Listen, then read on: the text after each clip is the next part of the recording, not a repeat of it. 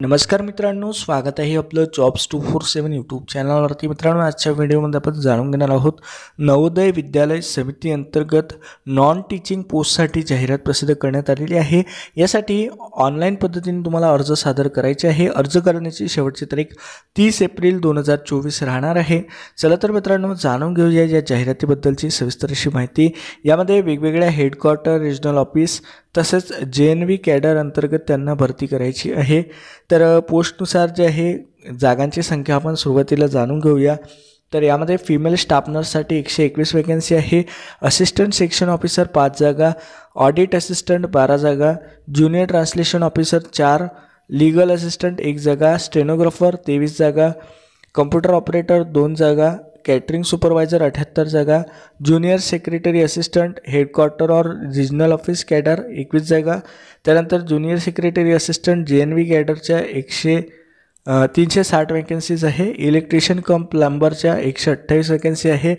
Lab अटेंडंटच्या 161, mess हेल्परच्या 442 आणि multitasking staff headquarter और regional office कॅडरच्या 19 vacancies त्यांनी दिलेल्या आहेत. तर आता आपण जाणून घेऊया मित्रांनो, यासाठी पदानुसार जे आहे क्वालिफिकेशन काय मागितलेलं आहे. यामध्ये दिव्यांग उमेदवारासाठी सुद्धा काही जागा राखीव ठेवण्यात आलेल्या आहे. तुमच्या दिव्यांगत्वाच्या कॅटेगरीनुसार तुम्ही यामध्ये जागांचे जे आहे वॅकन्सीज चेकआउट करू शकता. यामध्ये आपण जाणून घेऊया एज्युकेशन क्वालिफिकेशन. पहिलं पद आहे फिमेल स्टाफ नर्स. यासाठी BSc ऑनर्स किंवा BSc नर्सिंग झालेले उमेदवार यासाठी अर्ज करू शकतात. यानंतर आहे असिस्टंट सेक्शन ऑफिसर. यासाठी बॅचलर डिग्री त्यांनी मागितलेली आहे. ही डिग्री कशामध्ये देखील असेल तरी चालेल मित्रांनो. एज लिमिट जे आहे यासाठी 23 ते 33 वर्ष त्यांनी ठेवलेले आहे. 3 वर्षाचा अनुभवसुद्धा त्यांनी यामध्ये मागितलेला आहे फायनान्शियल मॅटर रिलेटेड. यानंतरची पोस्ट आहे ऑडिट असिस्टंट. यासाठी 18 ते 30 वर्षापर्यंतचे उमेदवार अर्ज करू शकतात. यासाठी BCom झालेले उमेदवार जे आहे इलिजिबल आहेत. यानंतर आहे ज्युनियर ट्रान्सलेशन ऑफिसर. तर ज्युनियर ट्रान्सलेशन ऑफिसरसाठी जर बघितलं मित्रांनो, तर त्यांनी मास्टर्स डिग्री मागितलेली आहे. मास्टर डिग्री जी आहे हिंदीमध्ये असली पाहिजे. सोबत तुम्ही इंग्लिश ॲज अ कंपल्सरी किंवा इलेक्टिव्ह सब्जेक्ट म्हणून शिकलेले असले पाहिजे. किंवा ऑरमध्ये दिलेलं आहे मास्टर डिग्री इंग्लिशमध्ये झाली असेल तर हिंदी तुमचा इलेक्टिव्ह किंवा कंपल्सरी सब्जेक्ट असला पाहिजे. किंवा तुमची जी मास्टर डिग्री आहे ही इतर कोणत्या सब्जेक्टमध्ये झाली असेल तर तुम्ही जे आहे तुमच्या मास्टर्समध्ये हिंदी किंवा इंग्लिश यापैकी कोणताही एखादा सब्जेक्ट ॲज अ सब्जेक्ट म्हणून तुम्ही शिकलेले असणे गरजेचं आहे डिग्री लेवलला. अशा प्रकारे त्यांनी यामध्ये दिलेलं आहे. हे जर क्वालिफिकेशन तुमच्याकडे असेल तर यासोबत त्यांनी आणखी एक क्वालिफिकेशन मागितलेले आहे की तुमच्याकडे डिप्लोमा असला पाहिजे किंवा सर्टिफिकेट मागितलेलं आहे. हे ट्रान्सलेशन रिलेटेड सर्टिफिकेट असलं पाहिजे, ज्यामध्ये हिंदी टू इंग्लिश आणि इंग्लिश टू हिंदी हे ट्रान्सलेशन करण्याचं तुम्हाला सर्टिफिकेट असलं पाहिजे. किंवा कमीत कमी हे काम करण्याचा 2 वर्षाचा अनुभव जरी असला पाहिजे. यानंतरची पोस्ट आहे लीगल असिस्टंट. यासाठी 23 ते 35 वर्षापर्यंतचे उमेदवार अर्ज करू शकतात.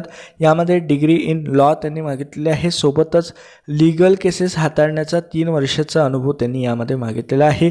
कम्प्युटर हाताळण्याचं ज्ञान तुम्हाला असलं पाहिजे. हिंदी इंग्लिश भाषा तुम्हाला माहीत असली पाहिजे, त्याचं ज्ञान तुम्हाला असलं पाहिजे. यानंतरची पोस्ट आहे स्टेनोग्राफर. यासाठी 18 ते 27 वर्षापर्यंतचे उमेदवार अर्ज करू शकतात. यासाठी 12वी पास असणे गरजेचं आहे. सोबतच तुमची स्किल टेस्ट घेतली जाईल, ज्यामध्ये शॉर्ट हँड टायपिंग जी आहे ही 80 वर्ड पर मिनिटची राहील. 10 मिनिटामध्ये तुम्हाला टाईप करावं लागेल. आणि ट्रान्स्क्रिप्शन जे आहे हे 50 मिनिटामध्ये कंप्लीट करावं लागेल जर इंग्लिशमध्ये ट्रान्स्क्रिप्ट करत असाल तर. आणि 65 मिनटं हिंदीसाठी राहील. हे कम्प्युटरवरती तुम्हाला टेस्ट द्यावी लागेल.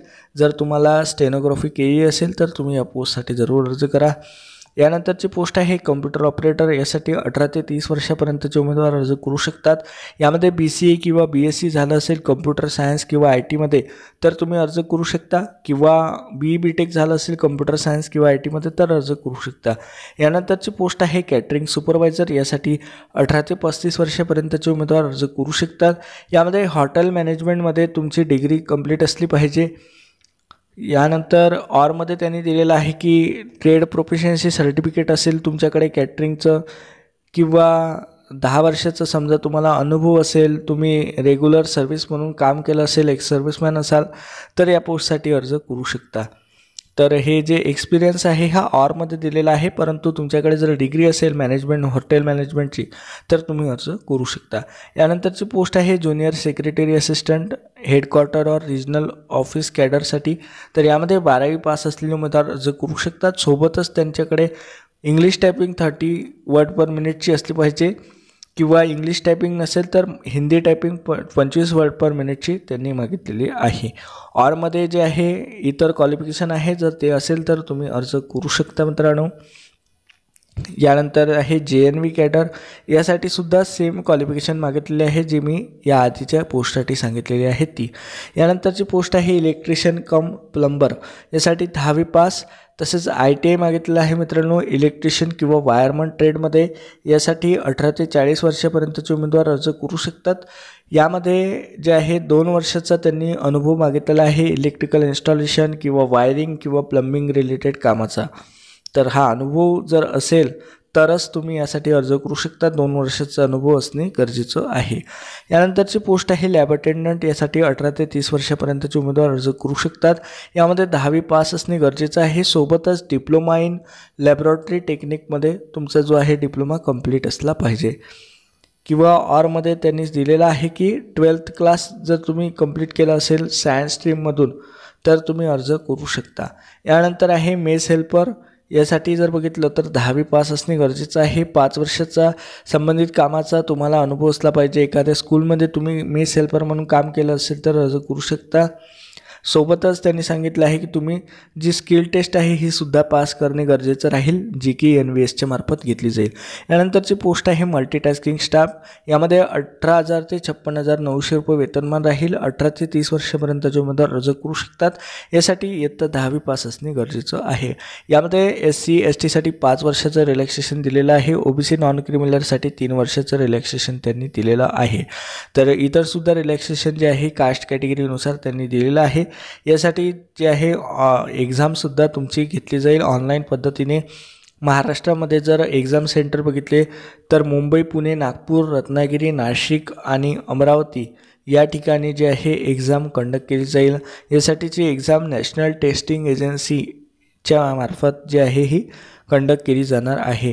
यामध्ये पदानुसार जे आहे वेगवेगळा एक्झाम पॅटर्न आणि वेगवेगळा सिलेबस त्यांनी दिलेला आहे। या नोटिफिकेशनमध्ये पान नंबर 22 वरती जर तुम्ही गेले तर यामध्ये पदानुसार जे आहे ॲप्लिकेशन फी दिलेली आहे, ज्यामध्ये फिमेल स्टाफ नर्ससाठी जर बघितलं मित्रांनो तर ओपन EWS आणि OBC नॉन क्रिमिनलसाठी 1500 रुपये आणि SC ST PWDसाठी 500 रुपये शुल्क आकारण्यात आलेलं आहे।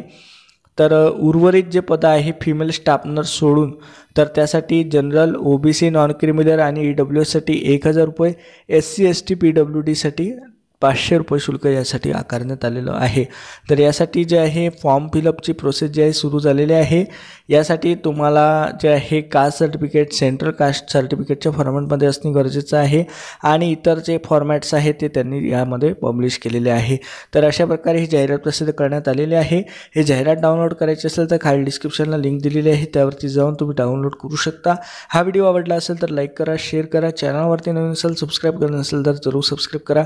चला तर भेटूया अशाच एका नवीन व्हिडिओमध्ये। धन्यवाद।